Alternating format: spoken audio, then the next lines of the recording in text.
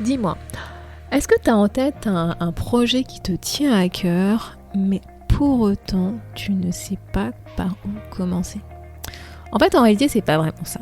En fait, tu as peur de te lancer. Tu as peur de faire la première action, le premier petit pas qui va te permettre de concrétiser ce projet qui te tient à cœur. Si jamais ça te parle, si jamais effectivement tu as l'impression d'être dans cette situation où la peur te paralyse et que tu n'arrives pas à réfléchir à qu'est-ce que tu pourrais faire pour démarrer ce projet qui te tient à cœur, ce changement que tu veux mettre en place dans ta vie, eh ben écoute, tu sais quoi, cet épisode est parfait, il est fait pour toi. Dans cet épisode, je te propose justement d'aller explorer cette peur de se lancer, de faire ce premier petit pas. Et je vais te proposer quelques petits exercices que tu pourras faire pour t'aider à surmonter cette peur et passer à l'action. Donc si ça t'intéresse, prends ton carnet et un stylo et écoute cet épisode. À tout de suite.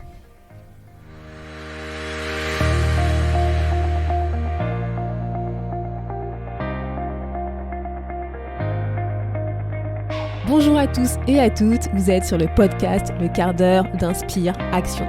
Moi c'est Wefa, votre coach en transformation de vie. Chaque semaine, retrouvez dans ce podcast des outils pour développer votre self-awareness, des actions à réaliser pour démarrer votre transformation, ainsi que des témoignages de personnes comme vous et moi qui ont décidé de devenir l'architecte de leur vie. Alors, installez-vous tranquillement et prenez de quoi écrire. Hello la communauté et bienvenue dans ce nouvel épisode du podcast, le numéro 101. Donc déjà, s'il te plaît, je vais te prendre juste 5 secondes pour apprécier le fait que j'ai dépassé la barre des 100 épisodes. Et je peux t'assurer que c'était pas évident pour moi. Je me suis posé plein de questions, si je continuais pas. Et parce que en fait j'ai tendance à me lasser assez rapidement de certains sujets et aussi parce que si j'avais réfléchi à savoir si j'arrêtais pour passer à autre chose, passer à un autre format, parce que le temps est pas infini et que j'ai plein d'autres idées de contenu que je voudrais partager avec toi, notamment à travers les vidéos que j'ai laissé tomber faute de temps. Et donc voilà, je me suis posé la question si c'était pas un projet qui devait s'arrêter, avoir une fin ou pas. Et si tu m'entends là, c'est que j'ai décidé que non, que j'allais continuer. Donc pour l'instant, je continue ce podcast et je verrai comment je ferai pour m'organiser, pour pouvoir te partager d'autres contenus sous des formats différents. Donc voilà, je voulais juste faire la remarque parce que c'est vrai que toi tu t'en rends pas forcément compte parce que tu n'écoutes que le rendu final, on va dire, du podcast et de l'épisode, mais je t'assure que c'est pas forcément évident de tenir cette cadence et d'essayer de t'apporter tout simplement le contenu que j'ai envie de partager avec toi dans la manière dont j'ai envie de le partager avec toi. Comme je disais la semaine dernière, je suis un peu perfectionniste sur certains trucs, donc je me soigne et voilà, et je fais avec et j'avance. Bon, sinon, si on revient au sujet de cet épisode que je voulais partager avec toi, je voulais parler aujourd'hui avec toi de la peur de se lancer.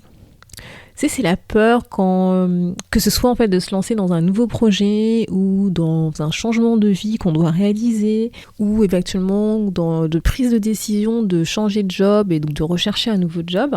Voilà, je voudrais parler avec toi de qu'est-ce qui fait qu'on a peur de faire le premier pas la peur du projet en tant que tel, tu vois, mais vraiment de se lancer, de se dire je vais passer d'un état que je connais et le premier pas que je vais faire va me faire passer dans un autre état que je connais pas du tout, moins bien.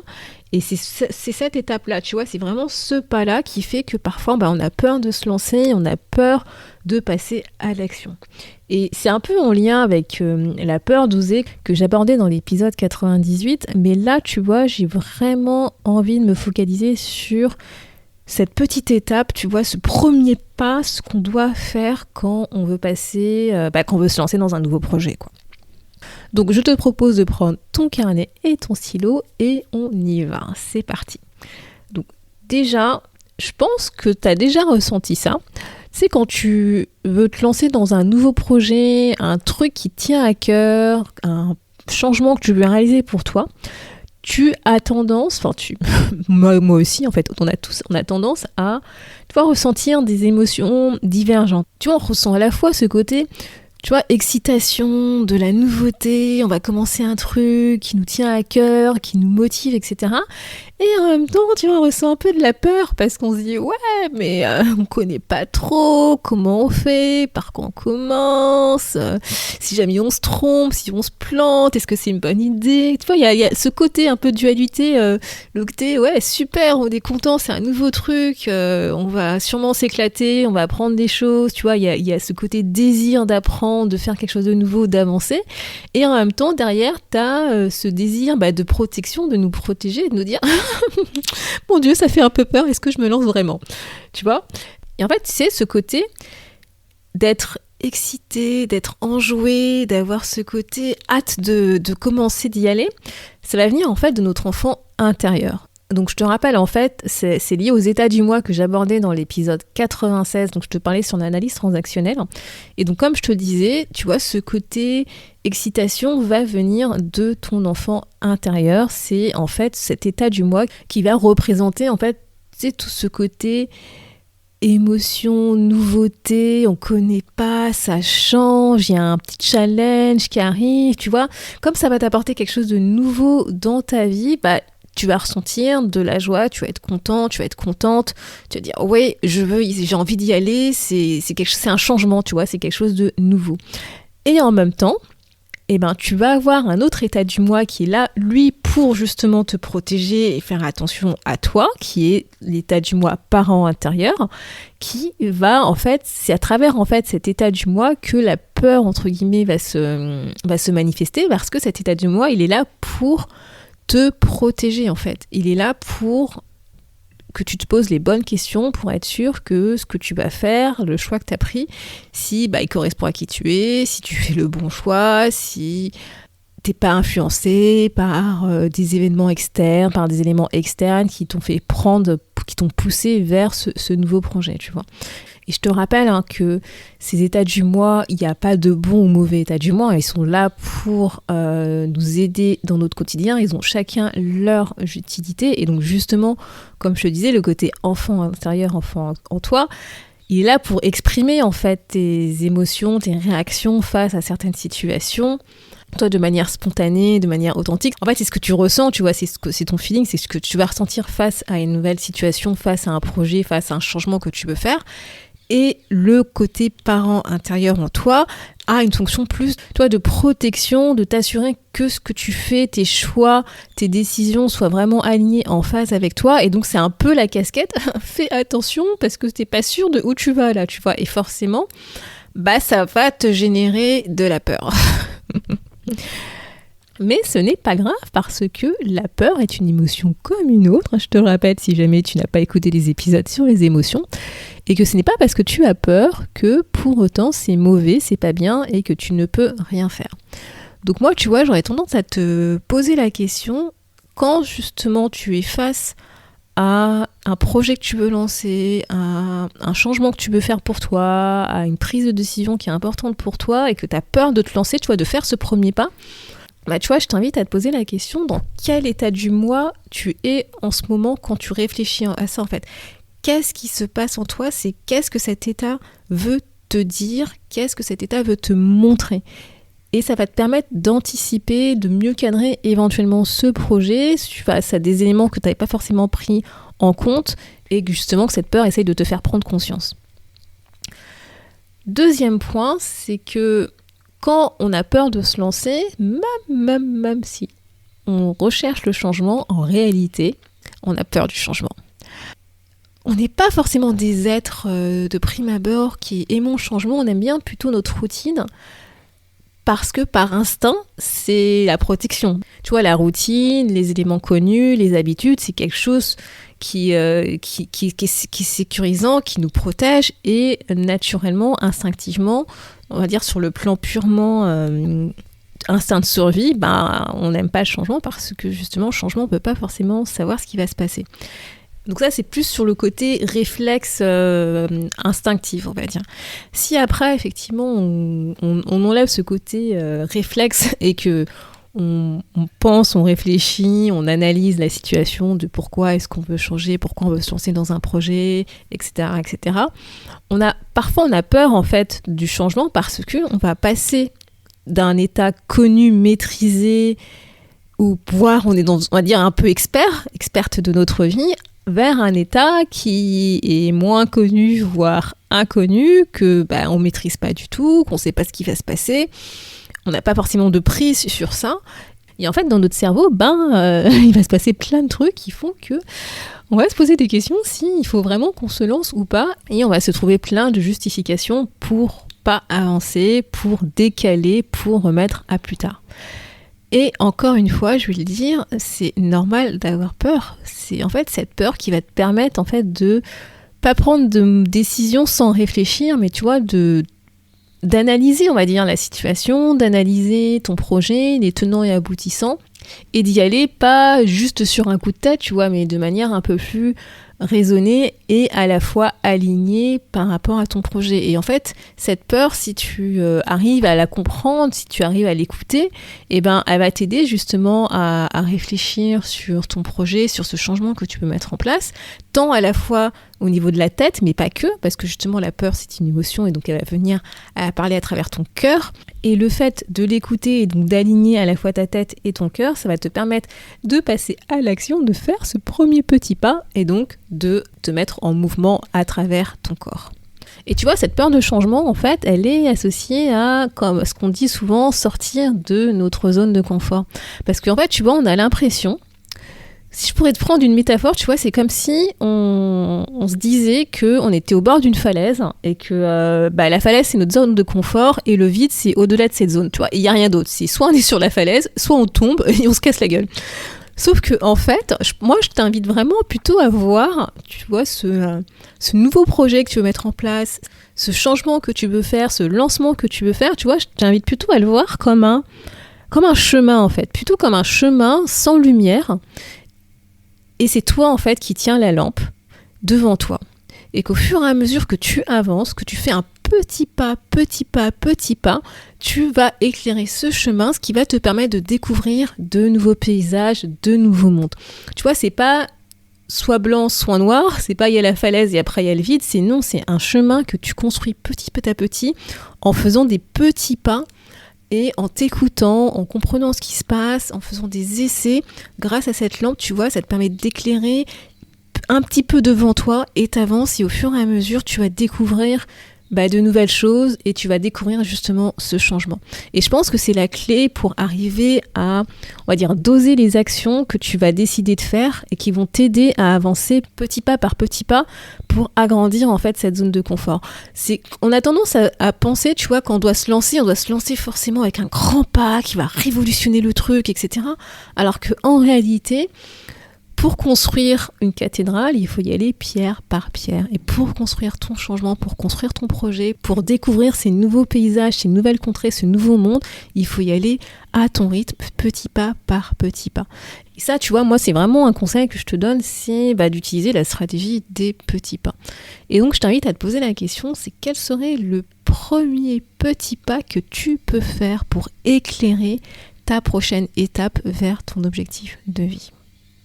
Et le dernier point que je voulais partager avec toi, c'est que en fait on a peur de se lancer parce que tout simplement on a peur de l'échec, on a peur de se tromper. On associe en fait quand on veut faire quelque chose, qu'on veut passer à l'action, on associe à c'est soit blanc soit noir. C'est comme je te le disais, c'est soit on réussit, c'est blanc, soit c'est un échec, c'est noir. Et il n'y a rien au milieu en fait, il n'y a pas de nuance. Et je pense que c'est lié aussi un peu dans notre culture, tu vois, où on associe en fait justement le fait de se tromper comme étant un échec complètement inévitable et que tu peux pas surmonter, quoi. Et c'est vrai qu'en même temps, quand tu y penses, tu vois, à l'école, la manière dont on nous apprend les choses, c'est un peu soit blanc, soit noir. Tu sais, quand on passe des examens, soit on a la bonne réponse, soit on n'a pas la bonne réponse, tu vois. Quand tu y penses, il y a très peu de matières, en fait, qui nous permettent de développer toute cette nuance de gris que tu vas avoir entre le blanc et le noir. et que tu peux avoir certains trucs qui sont corrects, d'autres pas, d'autres qui sont un petit peu corrects, etc. Tu vois, c'est pas forcément dans notre culture. Et après, tu vois, quand on passe dans le monde professionnel, même si en entreprise, t'as des entreprises qui affichent le fait que on a le droit à l'erreur, qu'il y a l'apprentissage par l'expérimentation, honnêtement, dans les faits, on va se le dire, c'est pas tout à fait vrai. Dans certaines situations, dans certaines organisations, faut mieux éviter de se tromper, on va dire, parce que on peut avoir des conséquences après sur notre réputation, etc. Et je pense que tout ça a contribué à développer cette croyance que pour se lancer dans quelque chose, il faut être sûr à 150-200% et il faut pas se tromper. Soit on est sûr d'y arriver et on se lance, soit on n'y est pas.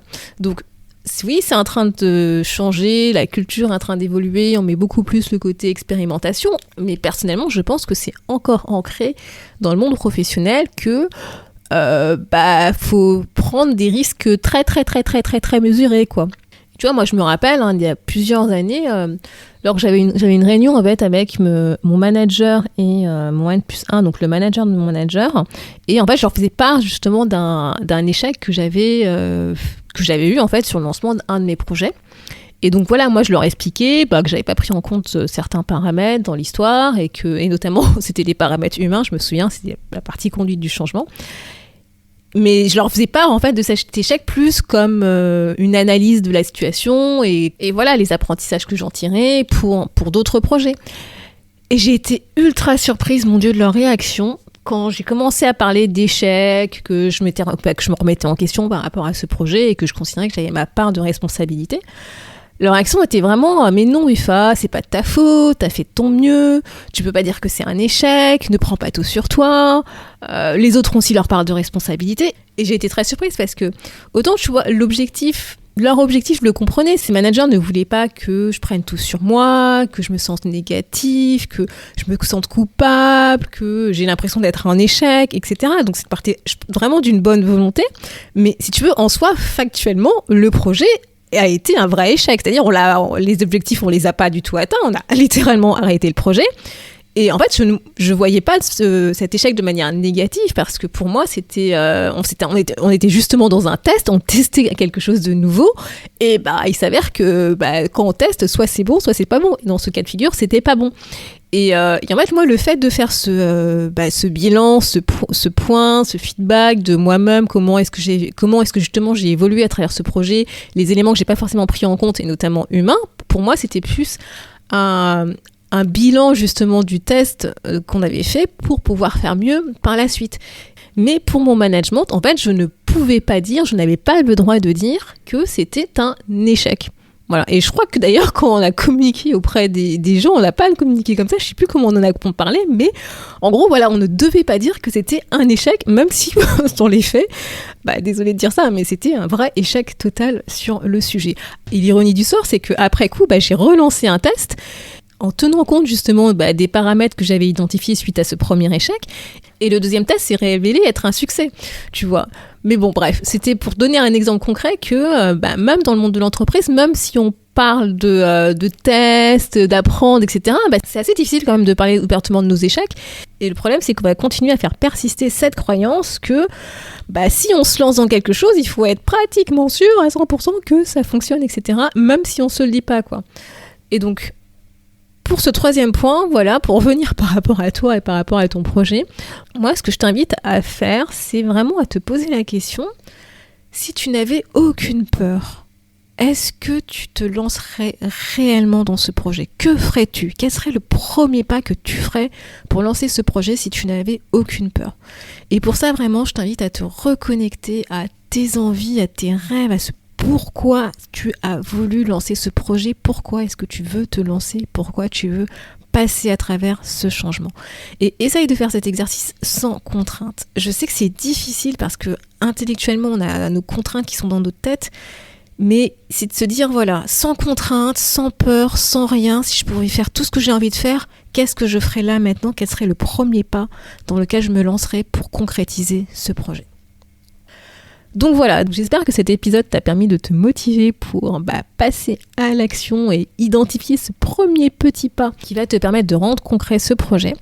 Et justement, si c'est pas le cas, le challenge de cette semaine, ce que je te propose, c'est de décomposer ton projet.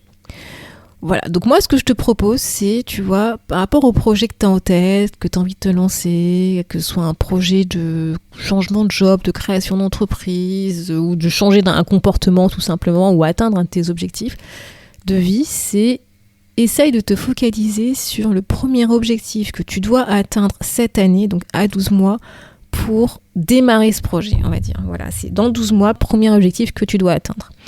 Ensuite, par rapport à ce premier objectif, essaye de le découper en 4 principales étapes. Et une fois que tu as réussi à identifier ces 4 principales étapes qui vont te permettre d'atteindre cet objectif dans 12 mois, essaye de décomposer chacune de ces étapes en 3 principales actions à réaliser. Ce qui fait qu'à la fin, tu vas te retrouver avec 12 actions principales à réaliser qui vont te permettre d'atteindre ton objectif que tu as défini dans 12 mois. Et ensuite, tu sais quoi ? Tu vas te focaliser sur la première action que tu dois réaliser parmi les 12 que tu as identifiées. Et sur cette première action, pose-toi la question, qu'est-ce que je dois mettre en place pour démarrer cette première action ? Donc voilà, j'espère que cet exercice va te permettre de passer ce premier petit pas, cette première étape, tu vois, de mise en mouvement, de j'ai cette idée en tête, je commence à avancer pour concrétiser cette idée. Et sur ce, moi je te souhaite une très belle semaine. À la semaine prochaine. Merci d'avoir écouté le podcast Le quart d'heure d'Inspire Action. Et surtout, n'oublie pas, ce podcast est fait pour toi, pour t'inspirer à passer à l'action maintenant pour changer ta vie. À la semaine prochaine pour un autre épisode.